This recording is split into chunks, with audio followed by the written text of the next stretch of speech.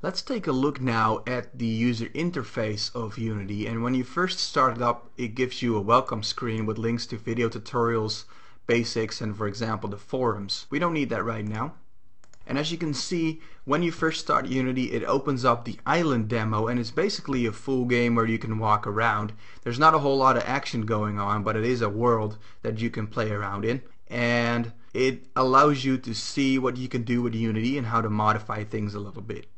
Now, one thing to keep in mind is that Unity was built in Denmark, so it has a very European or minimalistic approach to its design of the user interface. You might be used to minimalistic designs from, for example, Apple software, and one thing I love about minimalism is that you're not bombarded with buttons and things that might confuse you. However, if you're new to a program, then a minimalistic approach can be somewhat confusing at times, as the main features are hidden or you need to know how to get there. So let's review the user interface first before we do anything else. Unity is built up from what they call tabs. I like to call them different panels. You can open tabs and switch between tabs and even have those tabs open while the game is running. Let's start with the scene tab, for example. The scene is basically your editor, and it shows you everything that's going on in the world. You can click things in 3D and move them around, or you can paint, for example, terrains and that sort of thing. Now, if your computer is a little slower than a very fast one, then you might want to turn off the lights, and this will save you on memory so you don't have to wait for your computer to process things. However, if your computer is very fast and faster than mine, you can toggle this button and it shows you all kinds of camera effects. Now right now there's not a whole lot going on in this level, so I will toggle them off as it is by default. If you want to do some debugging on the colors inside your level, you can switch to, for example, only show alpha channels or overdraw and that sort of thing, but it's not used very often, so let's just switch back to red, green, and blue. Also, if you want to see the difference between textured and wireframe view, which is basically everything that's going on in 3D, you can do that by toggling this drop down here. Or if you want to see both at the same time, you can click texture and wireframe. For now, let's just go back to texture. Second, there's a game view. We can also drag this game view out and, for example, position it underneath the editor, and while you're playing the game you can see certain things here and there. I like them to be kind of separate, so let me drag this back. A game has certain types of output, and if you're familiar to, for example, video editing, you can toggle this button and see aspect ratios that Unity can output in. For example, if you're making a game for a TV that is widescreen, you can toggle 16:9 and it will show you the size of that pixel aspect ratio.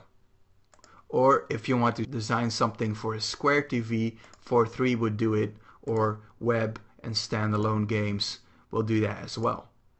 Let me just go back to free aspect, which means it fills up the whole pane and I could actually move things around here and there. Now, if you want your game to maximize while you're playing it, just toggle the maximize on play button, and as soon as you hit the play button to start playing your game, the game will maximize and take up the entire screen, as you can see right here. Also, you can say I want to see the gizmos in the game that I'm playing. Now, gizmos are, for example, your wireframe view of your models, positions of lights, that sort of thing. But do remember and keep in mind that this is only a debugging tool. As soon as you save and export your game, gizmos are not viewable to other users. Also, if you want to keep your stats in mind, the statistics of your game, for example, how fast things are being rendered or how many draw calls you have on your system, you can toggle statistics on or off. Now, you can drag panes around at will as you want. If you are missing a pane or have closed one, you can go and click the little arrow and say add tab, and for example add another scene tab, game tab, or things like that.